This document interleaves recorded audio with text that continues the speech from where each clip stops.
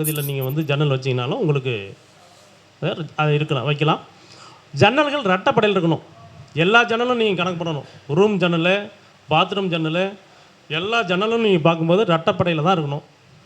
வாசக்கால்கள் ரெட்டைப்படையில் தான் இருக்கணும். அது ஒத்தப்படையில் வரக்கூடாது. இதெல்லாம் பார்த்துக்கணும். அதே போல் பார்த்தீங்கன்னா நல்ல நிலமாக இருக்கணும். அது நிலைத்த தன்மையை நமக்கு தரும். நீர், அந்த நீர் இருந்தால் தான் அமைதியை கொடுக்கும், பணத்தை கொடுக்கும். அந்த ஒரு வீடு கட்டுறீங்கன்னா அந்த இடத்துல போர் போட்டு அந்த போர் அந்த அந்த அங்கே தண்ணி கிடச்சிதுன்னா அந்த வீடு நல்லா சிறப்பாக சுபிச்சமான இது கொடுக்கும். இந்த ரூம்ஸ் பிரிச்சுட்டுன்னு வச்சிங்க, அது முடிஞ்சு போச்சு. அடுத்தது பார்த்திங்கன்னா இந்த உயரம், வீட்டை உயரமாக்குறேன் நான் வந்து எலிவேஷன் பண்ணுறேன் அப்படின்ற ஒரு போர்வையில் ஒரு வடக்கு பார்த்து வீடு இருக்குன்னு வச்சிங்களேன், வடக்கு உயரமாக தூக்கிடுவாங்க இந்த டிசைன் பண்ணுறதுக்கோசரம்.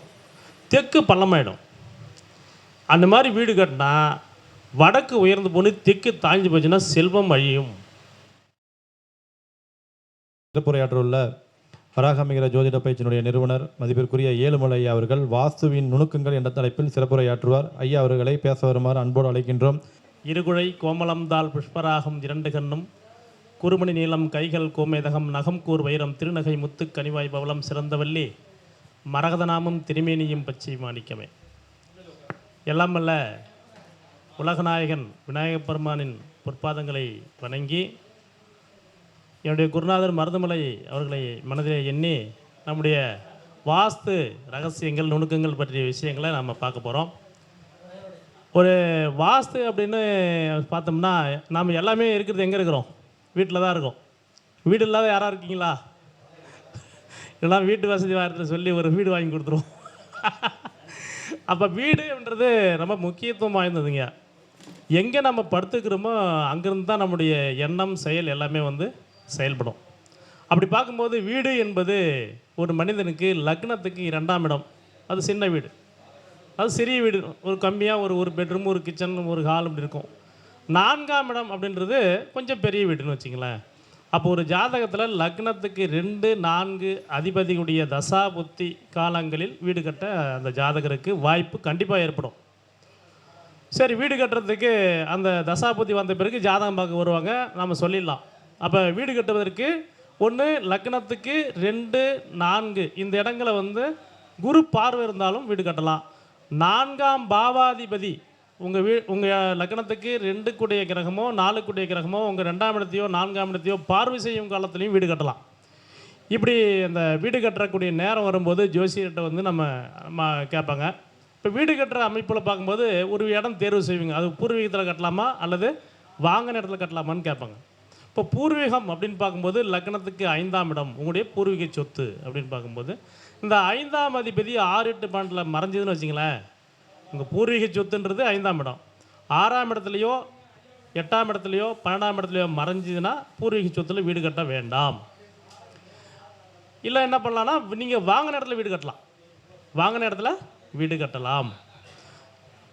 5ஆம் இடத்துல ராகுகதிக்கு இருந்தாலும் நீங்கள் வீடு கட்ட வேண்டாம். பூர்வீகத்தில் 5ஆம் இடத்தில் வக்ர கிரகம், 5ஆம் அதிபதி வக்ரம் நிசம் அஸ்தமனம், 5ஆம் இடத்துக்கு இருபுறமும் பாவகத்தாரி, அதாவது 5ஆம் இடத்துக்கு இருபுறம் பாவகிரகங்கள் இருந்தாலும் பூர்வ விஷயத்தில் வீடு கட்டினீங்கன்னா நிம்மதி இருக்காது.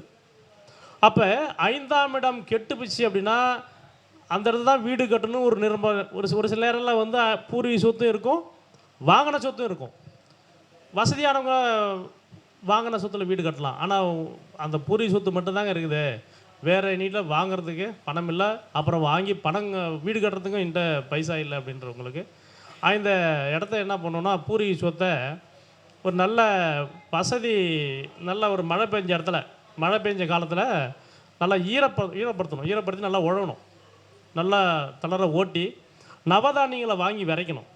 பூர்வீக சொத்தில் தான் வீடு கட்டணும்னு நினச்சிங்கன்னா அதுதான் இருக்குது, நான் வாங்கின சொத்து எதுவும் இல்லை அப்படின்னா நீங்கள் அந்த 5ஆம் இடத்தை அந்த அந்த பூர்வீக சொத்தை நல்லா தண்ணீர் விட்டு நல்லா உழுகணும், நல்ல நாள் பார்த்து விடணும். உங்களுக்கு உங்கள் லக்னத்துக்கு உங்கள் நட்சத்திரத்துக்கு ஜென்ம நட்சத்திரத்துக்கு 2, 4, 6, 8, 9வது நட்சத்திரங்களில் அந்த இடத்த ஓட்டணும், அதுவும் வளர்பிறையில் ஓட்டணும். ஓட்டி அதில் நவதானியத்தை விதைக்கணும். விதைச்சி ஒரு மாதம் விட்டுருங்க. நல்லா வளர்ந்து வந்த பிறகு நல்லா கன்று போட்ட மாடு, நல்லா பசு மாடு இருக்குது பார்த்தீங்களா, அந்த கன்று போட்ட மாட்டை வந்து முளைக்குச்சி அடித்து கட்டிடணும். தாம்பு கவுரு போட்டு கட்டிட்டிங்கன்னா அந்த பசுமாடு நல்லா மேய்ஞ்சி வயிறார சாப்பிட்டுட்டு படுத்து நல்லா கோசலமும் கோமூத்திரையும் விட்டுச்சுன்னா அந்த இடத்துல இருக்கிற தோஷம் நிவர்த்தி ஆகிடும். இது வந்து பூர்வீக சொத்துக்கு மட்டும் இல்லைங்க. நீங்கள் ஏதாவது வீடு கட்ட போனாலும் சல்லிய தோஷம்னு ஒன்று இருக்குது. எலும்பு சில நேரங்களில் வந்து அங்கே மனிதர்களை பொறிச்சிருப்பாங்க, நாய் பொறிச்சிருப்பாங்க, பசுமாடு பொறிச்சிருப்பாங்க, எருமாடு பொறிச்சிருப்பாங்க. அந்த மாதிரி எலும்புகள் அங்கே இருக்கும், கறி இருக்கும், உமி இருக்கும். இது சல்லிய தோஷம் ஏற்படுத்தும். அப்போ அந்த இடங்களில் வந்து இந்த தோஷம் நிவர்த்தி ஆகிறதுக்கு இந்த பசுமாடு போயிட்டு அங்கே மேய்ஞ்சி அந்த தோஷத்தை நிவர்த்தி பண்ணிடும். அதன் பிறகு நீங்கள் ஒரு நல்ல வாஸ்து நாளில் வருஷத்தில் வந்து பார்த்தீங்கன்னா 8 மாதம் மட்டும்தான் நீங்கள் வீடு கட்டலாம். மிச்சம் 4 மாதம் இருக்குது பார்த்தீங்களா அதாவது இந்த 4 மூல ராசிகள் இருக்குது. உபயராசிகளில் உபயராசி மாதங்களில் வீடு கட்டக்கூடாது. உபயராசி மாதன்றது என்னென்னது? ஆனி மாதம், புட்டாசி மாதம், மார்கழி மாதம், பங்குனி மாதம். இந்த 4 மாதத்துலையும் வீடு கட்ட ஆரம்பிக்கக்கூடாது. ஒரு சில நேரங்களில் புட்டாசி மாதத்தில் வீடு கட்டுற மாதிரி ஆகிடும். ஏன் அப்படின்னா இந்த இலவச வீடு கொடுக்குறாங்க பார்த்தீங்களா, அவங்க ரொம்ப டைட் பண்ணுவாங்க. அந்த டைமில் கட்ட வேண்டிய சூழ்நிலை வந்து கட்டுறவங்களுக்கெல்லாம் அந்த வீட்டில் வசிக்க முடியாத சூழ்நிலையை கொடுத்துரும். அதனால் அந்த 4 மாதங்களில் நீங்கள் வீடு கட்ட ஆரம்பிக்க வேண்டாம். சரி, வாஸ்து நாளில் கட்டலாமா அப்படின்னா பெரும்பாலும் வாஸ்து நாட்கள் அஷ்டமி, நவமி, பாட்டியம், அப்புறம் இந்த மாதிரி நாட்களில் வந்து மாட்டிக்கும். அதில் ஒரு சில வாஸ்து நாட்கள் மட்டும்தான் நல்ல நாளில் வரும். அதனால் இந்த மாசி மாதத்தில் வாஸ்து நாள் நல்ல நாளில் தான் இருக்குது. அதனால் அதில் கட்ட ஆரம்பிக்கலாம். வாஸ்து நாளாக இருந்தாலும் கூட அது வளர்பிறையாக இருக்கணும். அதில் அஷ்டநவமி இருக்கக்கூடாது. புரியுதுங்களா? அஷ்டநவமி இருக்கக்கூடாது. அதே போல் பிரதமை இருக்கக்கூடாது. இதெல்லாம் இல்லாமல் பார்த்துக்கணும். சரி, அப்படி இல்லை சார், நீங்கள் வாஸ்துனால தானே வாஸ்து பூஜை போட்டாகணும்னு சொல்கிறாங்க முன்னோர்கள் அப்படின்னா அது மாதிரி வாய்ப்பு கிடைச்சா நீங்கள் போடலாம். அப்படி இல்லைன்னா உங்கள் நட்சத்திரத்துக்கு தாராபலம் உள்ள நாட்களில் தாராபலம் உள்ள நாட்கள் அது வந்து உங்களுக்கு நேத்திரம் ஜீவன் இருக்கணும். முகூர்த்தம் பஞ்சாங்கத்தில் இருக்குன்னு அவசியம் இல்லை. உங்கள் லக்னத்திற்கு உங்கள் ஜென்ம நட்சத்திரத்துக்கு 2வது நட்சத்திரமோ அல்லது 4வது நட்சத்திரமோ 6வது நட்சத்திரமோ 8வது நட்சத்திரமோ 9வது நட்சத்திரமோ இந்த நாளில் நேத்திரம் ஜீவன் இருக்கணும். நல்ல உடைபடாத நட்சத்திரமாக இருக்கணும். இந்த மாதிரி நாட்களை தேர்வு பண்ணணும். அதாவது தாராபலம் நாட்களை தேர்வு செஞ்சுக்கணும். கண்டிப்பாக நேத்திரம் ஜீவன் இருக்கணும். அப்புறம் நீங்கள் பூஜை போடக்கூடிய நேரத்துக்கு லக்னத்துக்கு 11ஆம் இடத்துல சூரியன் சந்திரன் இருக்கணும். லக்னத்திற்கு 11ஆம் இடத்துல சூரியனோ சந்திரனோ இருந்தால் கோடி தோஷம் விலகுன்னு சொல்லி நம்முடைய சாஸ்திரம் சொல்லுது. போடக்கூடிய நேரம் முதல்ல நாள் தேர்வு பண்ணிடுறீங்க. திதி அஷ்டமி திதி இருக்கக்கூடாது, நவமி திதி இருக்கக்கூடாது, பிரதமை இருக்கக்கூடாது. அப்புறமேட்டு இதுக்குள்ளே வந்து இப்போ யோகம்லாம் அதில் இந்த 25 நட்சத்திரத்திலே வந்ததால் யோகத்தை பெருசாக பார்க்க வேண்டிய அவசியம் இல்லை, கர்ணம் பார்க்க வேண்டிய அவசியம் இல்லை. அதே போல் பார்த்திங்கன்னா நேரம் முக்கியம். நம்ம பூஜை பண்ணக்கூடிய நேரம் ஒரு அரை மணி நேரம் 1 மணி நேரம் தான். அந்த நேரம் காலண்டரில் இருக்கிற மாதிரி அந்த கௌரி பஞ்சாங்கத்தில் லாப வேலையில் பண்ணலாம், உத்தியோக வேலையில் பண்ணலாம், அமிர்த யோகம் சித்த யோகத்தில் பண்ணலாம், தப்பில்லை. அதில் சோர வேலையிலையோ விஷ வேலையிலையோ அல்லது இந்த மாதிரி நேரத்தில் பண்ணக்கூடாது. நேரத்தில் இந்த வாஸ்து நாளே பார்த்தீங்கன்னா இப்போ வந்து வாஸ்து நாள் வந்தது பார்த்தீங்களா, ராகு காலத்தில் பத்திர பன்னெண்டில் வந்தது. பண்ணக்கூடாது சார். நல்ல நாள் தான். வாஸ்து புருஷன் எந்திக்கு நெஞ்சு பூஜை பண்ணக்கூடிய நேரம் வந்து அது வந்து 10 to 12 வெள்ளிக்கிழமை வந்ததால் அது ராகு காலத்தில் வருது. ராகு காலமும் ஆகாது, விஷகாலம்னு பேர். அதனால் அந்த நேரத்தை தவிர்த்துடணும். அதனால் ஒரு முகூர்த்த நாளும் எடுத்துக்கலாம். அந்த முகூர்த்த நாள் உங்களுக்கு ஃபேவரட்டாக இருக்கான்னு பார்த்துக்கணும். அந்த நாளில் நல்ல லக்னங்கள் ஓடணும். லக்னத்தில் குரு நல்ல சுபகிரகம் இருக்கலாம். குருன்னு மட்டும் இல்லை, லக்ன ரீதியாக அந்த லக்னத்துக்கு உங்கள் லக்னத்துக்கு நல்ல கிரகமாக இருந்தால் லக்னத்துக்கு 2, 5, 7, 9, 11 இருக்கலாம். லக்னத்துக்கு 11 சூரியன் இருக்கலாம், சந்திரன் இருக்கலாம். லக்னத்துக்கு 9ஆம் இடத்துல இருக்கலாம். லக்னத்து குரு நல்ல கிரகங்கள் பார்க்கலாம், சுபகிரகங்கள் பார்க்கலாம். இப்படிப்பட்ட நேரத்தை நீங்கள் தேர்ந்தெடுக்கணும். சரிங்களா? நேரத்தை தேர்ந்தெடுத்துட்டீங்க. பூஜை பண்ணக்கூடிய இடம் எங்கே சார்னா, இப்போது இது ஒரு இடம். இப்போ நம்ம தெற்கு பார்த்து உட்காந்துறோன்னு வச்சுக்கலாம் ஒரு உதாரணமாக. இது தெற்கு, இது வடக்கு, இது மேற்கு, இது கிழக்கு. எப்பயுமே ஒரு இடத்துல பூஜை பண்ணுறோம், வீடு கட்டுறோம் அப்படின்னா ஈசான்யத்தில் ஒரு 5 அடி 10 அடி தள்ளி நீங்கள் வந்து பூஜை போட்டுக்கலாம். இந்த பூஜை பண்ணக்கூடிய இடம் அந்த இடத்தினுடைய ஈசான்ய பகுதியாக இருப்பது ரொம்ப ரொம்ப ரொம்ப நல்லது. பூஜை பண்ணி முடிச்சிடுறீங்க. அடுத்தது நீங்கள் வந்து கடகாலன்னு பண்ணுறீங்க அப்படின்னா அதுக்குண்டான மேப்பு இதெல்லாம் போட்டு வச்சுக்கணும். வீடு கட்ட ஆரம்பிச்சிடுறீங்க. நல்ல நாளில் வீடு கட்டுறீங்க. இந்த வீடு கட்ட ஆரம்பிக்கிறதுக்கு முன்னாடி உங்கள் குலதெய்வத்துக்கு போய்ட்டு ஒரு பர்மிஷன் கேட்டுடணும். பர்மிஷன் கேட்டு வீடு கட்ட போகிறேன், வீடு நல்லா சிறப்பாக முடியும்னு சொல்லி வேண்டிட்டு வந்தீங்கன்னா வீடு சிறப்பாகவே முடியும். அதே போல் பூமி பூஜை எதுக்கு போகிறோம் அப்படின்னா, அந்த பூமிக்கு அதிபதியானவர் வாஸ்து பகவான், பூமாதேவியுடைய புத்திரன். அவருக்கு பேர் வாஸ்து புருஷன் பேர். அவர்கிட்ட ஒரு பர்மிஷன், இந்த பூமியில் உங்களுடைய இடத்துல நான் வந்து வீடு கட்ட போகிறேன், அதனால் எனக்கு வந்து நல்ல ஒரு பலனை கொடுக்கணும், நிம்மதியான வாழ்க்கை கொடுக்கணும்னு சொல்லி மனசார வேண்டி தான் அந்த பூஜை பண்ணுறோம். அதனால் அந்த பூஜையை முடிச்சுட்டு வீடு கட்டும்போது, வீடு கட்டிகிட்டே வரும்போது நீங்கள் என்ன பண்ணுறீங்க அப்படின்னா, அதே போல் இந்த ரூப் போடுற நாள் சிறப்பான நாளாக இருக்கணும். அது வந்து உங்களுக்கு தாராபலம் நாட்களில் எடுத்துக்கலாம், நீங்கள் ஒன்றும் பிரச்சனை இல்லை, முடிச்சிடுறீங்க. அடுத்தது வீட்டுக்கு ஜன்னல்கள் எப்படி சார் இருக்கணும் அப்படின்னா, உச்சத்தில் இருக்க வேண்டும். ஒரு ரூம் இருக்குது அப்படின்னா சென்டர் பண்ணி இப்போ சில பேர் வைப்பாங்க, அது மாதிரி வைக்காமல் ஒவ்வொரு ரூமுக்கும் உச்ச பகுதியில் ஓரமாக வச்சிங்கன்னா தான் உங்களுக்கு வேறு பக்கத்தில் வேறு பீரோ இந்த மாதிரி கட்டில்ஸ் போடுறதுக்கு இந்த மாதிரிலாம் பயன்படும். அதனால் ஒவ்வொரு ரூமுக்கும் சென்டர் பண்ணி வைக்கிறது தான் நீங்கள் இன்ன வரையிலையும் பார்த்துருப்பீங்க. அப்படி இல்லாமல் அந்த ரூமுக்கு ஓர பகுதியில் உச்சத்தினுடைய பகுதியில் நீங்கள் வந்து ஜன்னல் வச்சிங்கனாலும் உங்களுக்கு அது இருக்கலாம், வைக்கலாம். ஜன்னல்கள் ரெட்டைப்படையில் இருக்கணும். எல்லா ஜன்னலும் நீங்கள் கணக்கு பண்ணணும். ரூம் ஜன்னல், பாத்ரூம் ஜன்னல், எல்லா ஜன்னலும் நீங்கள் பார்க்கும்போது ரெட்டைப்படையில் தான் இருக்கணும். வாசக்கால்கள் ரெட்டைப்படையில் தான் இருக்கணும், அது ஒத்தப்படையில் வரக்கூடாது. இதெல்லாம் பார்த்துக்கணும். அதே போல் பார்த்தீங்கன்னா தலைவாசல் இருக்குது பார்த்தீங்களா, இதில் வந்து பெரிய சிக்கல் இருக்குது. தலைவாசல் வைக்கிறது தான் பெரிய ரொம்ப ரொம்ப தலைவலியே. ஒரு ஜோசி ஒரு வாஸ்து நிபுணர் என்ன பண்ணுவார்னா உச்சத்தில் வைன்னு சொல்லுவாங்க, ஒருத்தவங்க என்ன பண்ணுவாங்கன்னா பழையபடி மனையடி சாஸ்திரம் எப்படி வைன்னு சொல்லுவாங்க. இதில் 2 சிக்கல் இருக்குது.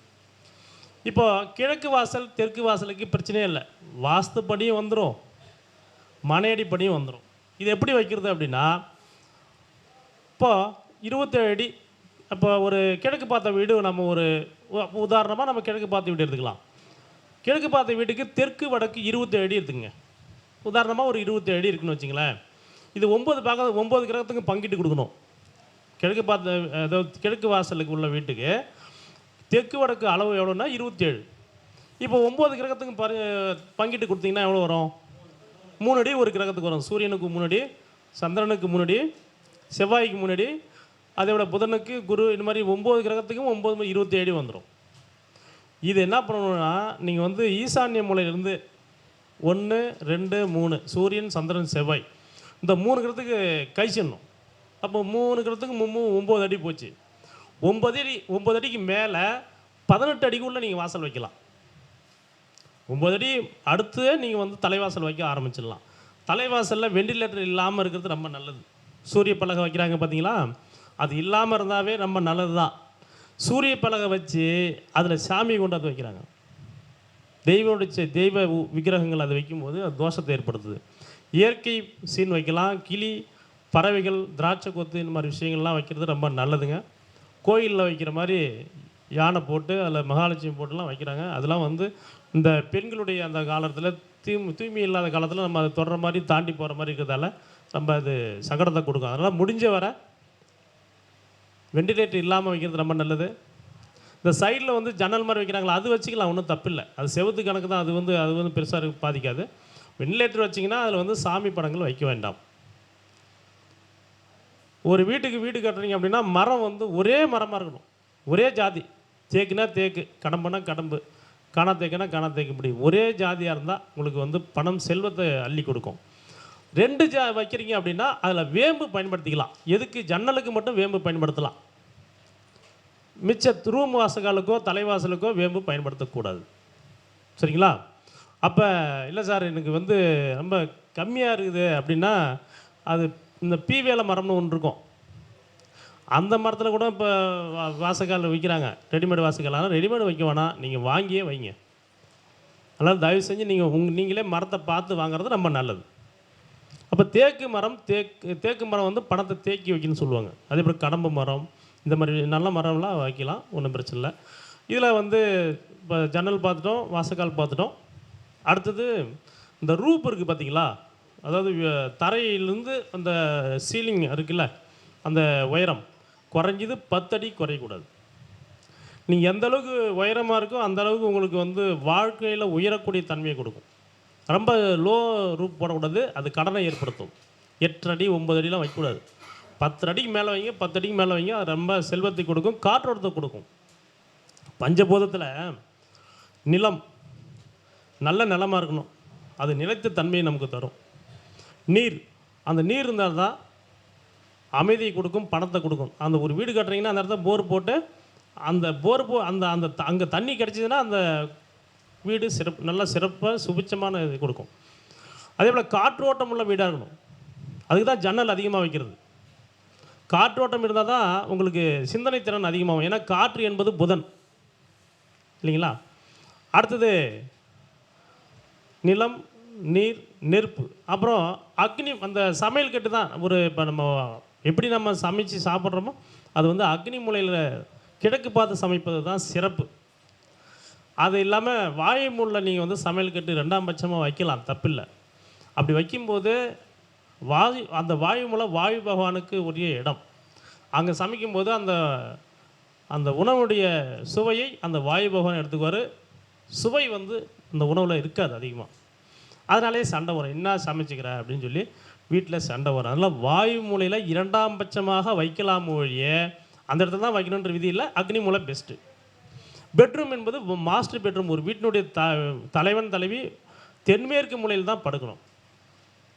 குழந்தைங்க அங்கே படுத்துதுன்னா பேச்சு கேட்காது. தென்மேற்கு என்பது வீட்டினுடைய தலைவன் தலைவி உறங்கக்கூடிய இடம். அங்கே தான் பணப்பெட்டியும் வைக்கணும். அந்த பணப்பெட்டி என்பது வடக்கு பார்த்துருக்கலாம் ஓப்பன், இல்லை கிழக்கு பார்த்துருக்கலாம். இது அந்த மாதிரி வச்சுக்கோங்க. இப்போது இது வச்சுட்டுமா அடுத்தது பார்த்திங்கன்னா இதில் என்ன வச்சுன்னா இப்போ நிறைய வீட்டுக்கு நீங்கள் போகலாம். இந்த ரூம் பிரிக்கிறாங்க பார்த்தீங்களா. ரூம் பிரிக்கும்போது கிழக்கு பார்த்த வீட்டுக்கு எந்த பக்கம் வந்து இப்போ கிழக்கு பார்த்த வீடு இருக்குது அப்படின்னா இந்த வாக்கில் நீளமாக இருக்குன்னு வச்சுங்க. கிழக்கு மேற்கு நீளமாக இருக்குது. ஹால் வந்து எப்பயுமே வடக்கு தான் வரணும். பழைய வீடுகள்லாம் போய் பாருங்கள், வடக்கெல்லாம் ரூம் போட்டு தெற்கால் வந்து ஹால் போட்டு வச்சுருப்பாங்க. ஃபுல் வெயிட்டும் வடக்கு பக்கம் போயிடுச்சுன்னா செல்வம் குறைஞ்சி போகும். அதே போல் தெற்கு பார்த்த வீடாக இருக்குன்னு வச்சிங்கன்னா, தெற்கு பார்த்த வாசல் உள்ள வீடு அப்படின்னா கிழக்கு ஹால் இருக்கணும், மேற்கு செவத்தை ஒட்டி எல்லாமே ரூமாக இருக்கணும். அதே போல் மேற்கு பார்த்த வீட்டுக்கு பார்த்தீங்கன்னா தெற்கு பக்கம் தான் வந்து ரூம்ஸ் இருக்கணும், வடக்கு ஃபுல்லாகவே ஹால் இருக்கணும். வடக்கு வாசல் உள்ள வீட்டுக்கு மேற்கு பகுதி ஃபுல்லாகவே அந்த வீடு இருக்கணும். ரூம்ஸு, பெட்ரூமு எல்லாமே அங்கே இருக்கணும். கிச்சன் மட்டும்தான் அக்னிமுள் இருக்கணும். மிச்சம் எல்லாம் அந்த கிழக்கு சோத்து ஒட்டி கிழக்கு பக்கம் எல்லாமே ஹால் இருக்கணும். இது அடிப்படை விஷயம். இது சரியாக இருந்தாவே ஒரு 50% நல்ல பலனை கொடுக்கும்யா. இது பெரும்பாலும் இல்லை. ஒரு 20 வருஷம் 30 வருஷம் கட்டின வீட்டெலாம் போய் பார்த்தீங்கன்னா, இப்போ வடக்கு பார்த்து வீடுனா கிழக்கால பக்கம் எல்லாம் ரூம் போட்டு மேற்கால பக்கம் ஹால் போட்டு வச்சுருக்காங்க. நீங்கள் இதில் என்ன போய் இப்போ திருத்துவீங்க? வாஸ்து பார்க்கும்போது போய் பார்த்தவொடனே இதில் ஒன்றுமே எல்லா ரூமையும் இடிச்சு தான் திருத்த முடியுமா? முடியாது. அவங்களே கஷ்டத்தில் இருப்பாங்க, ஒன்றுமே சொல்ல முடியாது. அப்படிப்பட்ட சூழ்நிலை வருது. அந்த காலத்தில் எப்படி ரூம் வைக்கணும்னு தெரியாது. ஒரு சில வீடுகள் நல்லா இருக்குது, அதில் ஒன்றும் பிரச்சனை இல்லை. இது ரூம்ஸ் பிரிக்கும்போது தயவு செஞ்சு இந்த மாதிரி பண்ணிங்க. அதே போல் இந்த ரூம்ஸ் பிரிச்சுட்டுன்னு வச்சிங்க, அது முடிஞ்சு போச்சு. அடுத்தது பார்த்திங்கன்னா, இந்த வீட்டை உயரமாக்குறேன் நான் வந்து எலிவேஷன் பண்ணுறேன் அப்படின்ற ஒரு போர்வையில் ஒரு வடக்கு பார்த்த வீடுன்னு வச்சிங்களேன், வடக்கு உயரமாக தூக்கிடுவாங்க இந்த டிசைன் பண்ணுறதுக்கோசரம். தெற்கு பள்ளமாயிடும். அந்த மாதிரி வீடு கட்டினா வடக்கு உயர்ந்து போன்னு தெற்கு தாழ்ந்து போச்சுன்னா செல்வம் அழியும். கிழக்கு வாசலுக்கும் அதே போல் தான். கிழக்கு உயரமாக கூடாது, மேற்கு தான் உயரமாகணும். தெற்கு வாசலுக்கு பார்த்தீங்கன்னா தெற்கு உயரமாக இருக்கலாம். தெற்கு வாசலுக்கு பெஸ்ட்டு, பிரச்சனையே இல்லை. நீங்கள் என்ன வேணால் எவ்வளோ உயரம் ஏற்றலாம், எலிவேஷன் பண்ணலாம், டிசைன் பண்ணலாம், நீங்கள் எல்லாமே பண்ணலாம், அதில் பிரச்சனை இல்லை. மேற்கு வாசலுக்கும் பிரச்சனை இல்லை. மேற்கு அந்த உயரமான ஃபுல் எலிவேஷனை தூக்கிடலாம், நல்லா டிசைன் பண்ணிக்கலாம், உயரமாகலாம், அது எந்த பிரச்சனையும் இல்லைங்க. பொது அடிப்படை விஷயம் என்னென்னா, வாஸ்துல வடக்கும் கிழக்கும் தாழ்ந்து மேற்கும் தெற்கும் உயர்ந்திருக்கணும். இந்த விஷயத்தை மட்டும் பார்த்தீங்கன்னா வீட்டை அழகாக கட்டிடலாம். அப்புறம் கட்டும்போது நல்ல ஒரு இப்போ 50 லட்ச ரூபா போட்டு வீடு கட்டுறீங்க, ஒரு 5000 ரூபா 10,000 கொடுத்து ஒரு வாஸ்து நிபுணர் கூட்டு வந்து பார்க்கக்கூடாதா என்ன? அதான் அந்த ஆளுக்கு 5000 கொடுத்துட்டுன்னு சொல்லி நம்ம மேஸ்திரி அங்கே ஊரில் இருப்பாங்க, அவங்க கூட கூட்டோடனே இப்படி தான் வைக்கணும். அவர் தனியாகவே ஒரு வாஸ்து படிச்சிருப்பார், அந்த வைப்படி வச்சு அந்த வீட்டை நாசமாக்கி பெரிய சிக்கலை கூட விட்டுருவாங்க. அப்புறம் வந்து ஒரு 4-5 வருஷம் போயிடும், ஒரு 10 வருஷம் போயிடும், கஷ்டம் வந்துடும். அப்புறம் வந்து ஒரு ஜோசிக்காரர் கூப்பிடுவாங்க. ஜோசிக்காரர் அவருக்கு பாதி வாஸ்து தெரியும். அது இதையா எங்கே கட்டினேன்? அந்தாலும் வந்தோடனே அடாடா என்னையா வீடு கட்டி வச்சுக்கிறேன். 50 லட்ச ரூபா வீடு கட்டிருப்பாரு. கட்டும் போதெல்லாம் சந்தோஷமாக இருக்கும். ஆனால் அந்த மேஸ்திரி தாங்க அப்படி பண்ணிட்டாரு. இல்லை அப்படின்னு சொல்லும்போது இந்த வாஸ்து என்ன பண்ணாரு, என்னையா இப்படி போட்டு ஒரு வாஸ்து நிபுணர் ஜோசிகாரை வச்சு பண்ணக்கூடாதா? அந்த நேரத்தில் அந்த சிந்தனையே வரலீங்க அப்படின்றாங்க. அப்போ ஒரு வீடு கட்டுவதற்கும் நல்ல நேரம் இருந்தால் தான் கட்ட முடியும். நம்ம ஜாதகத்தில் அதுக்கு வழி இருக்கணுங்க, அப்படின்னா தான் முடியும். ஒரு விஷயம் நடக்கணும் அப்படின்னா அதுக்கு நல்ல குருபலம் இருக்கணும், அப்படின்னா தான் சரியாக வரும். வழிகாட்டுதல் இருக்கணும்ல. அதனால் இப்போ அந்த மாதிரி கொஞ்சம் மேப் போடுறதுலேருந்து எல்லாமே ஒரு நல்ல ஒரு கை தேர்ந்தவர்களை ஒரு 10,000 10,000 கொடுத்தாலும் நீங்கள் வேணா போக மாட்டீங்க, தயவு செஞ்சு நல்லா இருப்பீங்க. அந்த மாதிரி ஒரு நல்ல விஷயம் தெரிஞ்சவங்கள நீங்கள் பார்த்து வீடு கட்டுறதுக்கு மேப் போட்டு பண்ணுங்கள். அது முக்கியமான விஷயம் தான் நீங்கள் சொல்ல போகிறேன், இன்னும் பெரிய சூட்சமெல்லாம் சொல்லலை. அதே போல் பார்த்தீங்கன்னா இந்த வீடு கட்டும்போது மேற்கு பகுதி தெற்கு பகுதியில் அதிக காலி இடம் இருக்கக்கூடாது. இப்போ ஒரு 10 சென்ட் வாங்குறீங்க அப்படின்னா எப்பயுமே பார்த்தீங்கன்னா தெற்கு ஒட்டி வீடு கட்டணும், மேற்கு ஒட்டி வீடு கட்டணும். தெற்கும் மேற்கும் அடைச்சி கிழக்கும் வடக்கும் இடம் காலி இடம் விட்டுணும். நீங்கள் விட்டால் தான் அந்த இடம் சுபிட்சமாக இருக்கும். அதெல்லாம் இல்லாமல் இன்னொருத்தருக்கு வீடு கட்டணும்னு சொல்லிட்டு நீங்கள் வடக்கு பகுதியில் தள்ளி வீடு கட்டிங்கன்னா தெற்கு பக்கமும் மேற்கும் கடந்து போச்சுன்னா அங்கே சகோதர சண்டை வரும். அதே போல் நிலையான தொழில் அமையாது. இதெல்லாம் வீட்டை சுற்றி விடக்கூடிய காலி இடங்கள் சம்மந்தப்பட்ட விஷயத்தில் இது வருது. அதனால் முடிஞ்ச வரை நீங்கள் வாஸ்துப்படி கட்டுறதுக்கு என்ன 100% வாஸ்து நம்ம பண்ண முடியாது, இருந்தாலும் ஒரு 90% நம்ம பண்ணலாம், ஒன்றும் தப்பு இல்லை. அதுக்காக இன்னொரு வாசனை கருத்து வேறுபாடு இருக்கும், அதனால் அப்படி இல்லை. குறைஞ்சபட்சம் ஒரு 50% வாஸ்து சரியாக இருக்கணும். ஒரு சில பேர் குறை சொன்னால் கூட சொல்லலாம், அது ஒன்றும் இல்லை, சொல்ல முடியாது. ஒருத்தருக்கு கருத்து வேறுபாடு இருக்கும். அதே போல் குழி என்பது ரொம்ப முக்கியம். ஒரு வீடு என்பது நல்ல நீளம் அகலம் 2 இருக்குது இல்லையா? இப்போ 27க்கு இப்போ உதாரணமாக ஒரு 99 குழின்னு போட்டுங்க. 99 குழி வீடு கட்டணும் அப்படின்னா ஒரு அளவு 27க்கு 39 ஒரு அளவு போட்டுக்கலாம் நீங்கள். இப்போ 27க்கு 39 போட்டிங்கன்னா 117 குழி வரும். இப்போ 117 குழிக்கு சரியான அளவு வேணும். இந்த 27 அடிக்கு பார்த்தீங்கன்னாலும் நல்ல பலன் வரணும் மனை அடியில். அதே போல் 39 அடிக்கு பார்த்தோன்னா மனை அடிப்படி நல்ல பலன் வரணும். இந்த 27 39 பெருக்குனிங்கன்னா ஒரு அளவு வரும், 1053 சதுர அடி வரும். 1053 சதுர அடி வரும். இந்த சதுர அடியை 9ஆல் வகுக்கணும். வகுத்திங்கன்னா 117 குழின்னு வரும் சரிங்களா? இந்த 117 8ஆல் வகுக்கணும். திரும்பவும் 8ஆல் வகுத்திங்கன்னா 1 8 8 மீதி 3 இருக்குங்களா? இங்கே 7 இருக்கும். 37 எத்தனை 8 இருக்கு? 4 to 32 மீதி 5 வந்தால் பசுமனை. இப்படி இந்த மாதிரி நீலாகலங்களை பார்த்து பண்ணணும். இப்போ வளர்ந்து வரக்கூடிய நாகரிக உலகத்தில், அவசர உலகத்தில் மனையடிப்படியும் வாஸ்துப்படியும் பெரும்பாலும் வீடு கட்டுவது இல்லை. இருக்கிற இடத்துக்கு ஃப்ளாட் போட்டு மேப் போட்டு இன்ஜினியர் கொடுத்தாருன்னா கட்டிட்டு போயிட்டே இருக்கிறாங்க. அதில் யாரோ ஒருத்தங்க வாழ்ந்து இதை எப்படியே சம்பாரித்து சாப்பிட்டுட்டே போயிடறத தவிர மிச்சம் வைக்க முடியாது. நாம் ஒரு இடத்துல ஒரு பண்ணை வீடு கட்டுறோம், நல்லா கிராமத்தில் கட்டுறோம்னா அழகாக கட்டலாம், தப்பில்லை. அதுக்கு நீங்கள் சரியான மனையடி சாஸ்திரத்தையும் பார்க்கணும். வாஸ்து இப்போ எல்லாத்தையும் தெரிஞ்சு போச்சு, வெளிப்படையாக தெரியுது. இங்கே தான் சமையல் கட்டணும், இங்கே தான் பெட்ரூம்னு எல்லாமே சொல்கிறாங்க. ஆனால் மனையடிப்படி மேப் போட்டு பண்ணுங்கள், அது ரொம்ப நல்லாயிருக்கும். ரைட், வேறு ஏதாவது சந்தேகம் இருந்தால் கேட்கலாம்.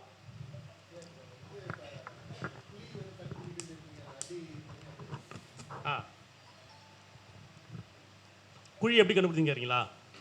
ஐயா, இப்போ உங்களுக்கு ஏதோ ஒரு குழி சொல்லுங்கள், நான் சொல்கிறேன். இப்போ 30க்கு 40ங்களா? இந்த மாதிரி 30க்கு 40 வராதுங்கய்யா. அப்போ 30 40ன்னு போட்டு கணக்கு பண்ணுங்களா, எவ்வளோ வருதுங்க? 30க்கு 40 பெருக்குங்க, 1300 வருதுங்களா? இந்த 1300 1200 1200 இருக்குதுங்களா? இதை 9ஆல் வகுத்துருங்க, வகுத்தல் 9 ஆகுங்க. 133 குழி. இந்த குழி சரியில்லாத குழிங்க, இப்படி வராது. சரி, நல்ல பலன் தரக்கூடிய குழிகள் சொல்கிறோம். முதல்ல 37 குழி நல்லாயிருக்கும். 37 குழி நல்லாயிருக்கும். சின்ன வீடு, ரொம்ப சிம்பிளாக நார்மலாக அந்த கவர்மெண்ட்டில் தராங்க அந்த வீடு. 37 குழிங்க. 39 நல்லாயிருக்கும். 39 குழி நல்லாயிருக்கும். அடுத்தது 51 குழி, 57 59. இதை விட்டால் அப்புறம் 77 தான். 77 விட்டால் 81 குழி சுமாராக இருக்கும். 81. அடுத்து 81 ஓட்டினா 99 குழி சூப்பராக இருக்கும், அற்புதமாக இருக்கும். பெரும்பாலும் இன்றைக்கி ஒரு 1200 சதுரடி வாங்குறாங்க அப்படின்னா 22க்கு 50, 25க்கு 50 இப்படி கட்டுறாங்க பார்த்தீங்களா. அதில் வந்து மெயின் அதிகமாக இருக்கிற வீடு 99 குழி தான் இருக்கும், நல்லா இருக்குங்க. 117 நல்லாயிருக்கும். அடுத்தது 117க்கு அடுத்தது 129 நல்லாயிருக்கும். அப்புறம் பார்த்தீங்கன்னா 147 குழி நல்லாயிருக்கும், 169 நல்லாயிருக்கும். இப்படி இன்னும் அதிகமாக போயிட்டுருக்குன்னு வச்சிங்களேன். குறிப்பிட்ட அளவுகள் வந்து நல்ல குழியாக பார்த்து அதுக்கேற்ற மாதிரி நீள அகலம் நீங்கள் எடுத்துட்டிங்கன்னா சூப்பராக இருக்கும். பொதுவாக நீங்கள் பார்க்கணுன்னு நினச்சிங்கன்னா வாஸ்து புத்தகத்தில் நீங்கள் வந்து சிற்ப ரத்னாகரம் சர்வார்த்த சிற்ப சிந்தாமணின்னு நூல் இருக்குது. அந்த நூலை வாங்கி பார்த்தீங்கன்னாவே நீங்கள் கண்டுபிடிச்சிடலாம். எப்பயுமே ஒரு அளவு ஒரு வீட்டுக்குன்னா வீட்டில் எவ்வளோ கட்ட போகிறீங்க நீள அகலத்தை பெருக்குங்க. பெருக்கிட்டு அந்த பெருக்கி வந்த தொகை 9ஆல் வகுத்தீங்கன்னா குழி கிடச்சிடும். அந்த குழி நல்ல குழியான்னு பார்க்கணும் முதல்ல. அப்புறம் பார்த்த பிறகு தான் நீங்கள் 16 பொருத்தம் அதில் பார்க்கணும். அது சோடச மனை பொருத்தம்னு பேர் அதுக்கு. அது கொஞ்சம் ஒரு சின்ன கணக்கு, அது போட்டோம்னா கண்டுபிடிச்சிடலாம். சந்தோஷம், மகிழ்ச்சி. இந்த அருமையான வாய்ப்பை நல்கிய ஐயா அவர்களுக்கு நன்றி. உங்களுக்கும் நன்றி, வாழ்த்துக்கள். மிக சிறப்பான முறையில் வாஸ்துவின் நுணுக்கங்கள் என்ற தலைப்பில் பேசிய ஏழுமலை ஐயா அவர்களுக்கு நம்மளுடைய மாணவர்கள் விஜயகுமாரும் செந்தில்குமாரும் நம்ம சால்வ் போடுவாங்க.